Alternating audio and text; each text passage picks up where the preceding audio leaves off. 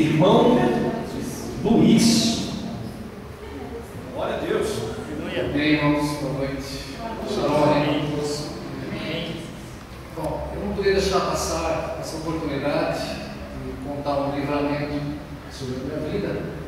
No dia 29 de dezembro último, estive internado, estado grave com um derrame no coração. E por um livramento de Deus, 4 dias depois da UTI, saí sem nada, nenhuma sequela. Estou aqui para honrar o nome do Senhor. Graças a Deus foi um livramento na minha vida.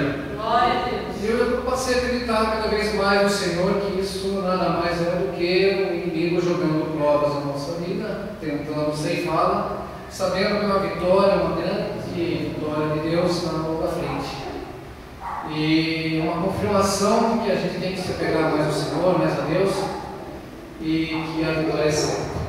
Estou muito contente pelo livramento, o Senhor tem me dado força para orar, para se aproximar mais dele, buscá-lo, pedir as unções, que aí seja certo, de Deus, e me sinto muito feliz aí nessa oportunidade também.